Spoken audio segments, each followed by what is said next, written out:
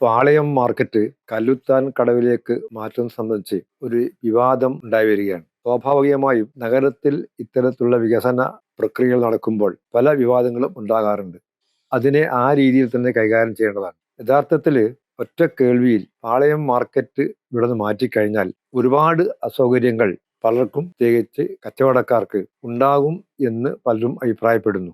അതേസമയം ആ മാർക്കറ്റ് അതേപടി നഗര ഹൃദയത്തിൽ നിലനിൽക്കുമ്പോൾ നഗരജീവിതത്തിലുണ്ടാകുന്ന അസൗകര്യങ്ങളെക്കുറിച്ച് നമ്മൾ ആരും ചിന്തിക്കാറില്ല. പെട്ടെന്ന് മാർക്കറ്റ് അങ്ങോട്ടേക്ക് മാറുമ്പോൾ, പ്രത്യേകിച്ച് കല്ലുത്തങ്കടയിലേക്ക് മാറുമ്പോൾ ചിലപ്പോൾ പ്രയാസം തോന്നുമെങ്കിൽ പോലും കാലക്രമേണ അതൊട്ടും തോന്നുകയില്ല എന്നാണ് നേരത്തെയുള്ള പല വികസന മാറ്റങ്ങളും നമ്മെ ബോധ്യപ്പെടുത്തുന്നത്. കോഴിക്കോട് നഗരത്തിന്റെ ഹൃദയ മധ്യത്തിലുണ്ടായിരുന്ന പാളയം ബസ് സ്റ്റാൻഡ് ഭൂരിഭാഗവും മാവൂർ റോഡിലേക്ക് മാറ്റുമ്പോഴും ഒരു വിഭാഗത്തിന്റെ ഭാഗത്തു നിന്നും ഈ രീതിയിലുള്ള എതിർപ്പുകൾ ഉണ്ടായിരുന്നു. കാരണം ബസ് കയറണമെന്നുണ്ടെങ്കിൽ മാവൂർ റോഡിലേക്ക് വരണം എന്നുള്ള തോന്നലാണ് അവരെ അലോസരപ്പെടുത്തിയിരുന്നത്. അതേവരെ പാളയത്ത് പോയി ബസ് കയറിയിരുന്നവർ ഇനി മാവൂർ റോഡിലേക്ക് പോകണം എന്നുള്ളത് അവരെ സംബന്ധിച്ചിടത്തോളം ഒറ്റ കേൾവിയിൽ ബുദ്ധിമുട്ടുണ്ടാക്കുന്ന ഒരു കാര്യമായിരുന്നു. എന്നാൽ അനുഭവത്തിൽ നിന്നും അതൊട്ടും ബുദ്ധിമുട്ടില്ലാത്തതാണ് എന്ന് അവർക്ക് തന്നെ ബോധ്യപ്പെടുകയുണ്ടായി.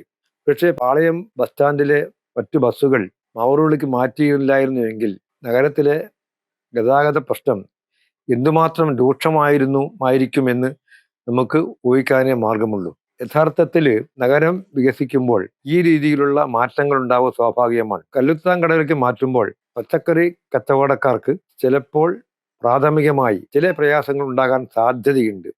അത് കാലാകാലങ്ങളായി അവർ ശീലിച്ച രീതിയിലായിരിക്കില്ല ഒരുപക്ഷെ കല്ലുത്താൻ കടവിലെ രീതി. അതുകൊണ്ട് തന്നെ അവർ അതിനെ ഏത് രീതിയിൽ കൈകാര്യം ചെയ്യണം എന്ന് കുറിച്ചുള്ള ഒരു ആശയക്കുഴപ്പം കച്ചവടക്കാർക്ക് ഉണ്ടാകും. എന്നാൽ മറ്റു പല സ്ഥലങ്ങളിലെയും അനുഭവത്തിന്റെ പശ്ചാത്തലത്തിൽ നാം ഇത് പരിശോധിക്കുകയാണെങ്കിൽ തീർച്ചയായിട്ടും ഈ മാറ്റം നഗരത്തിന് ഏറെ ഗുണകരമാണ് എന്നാണ് ഞാൻ വിശ്വസിക്കുന്നത്.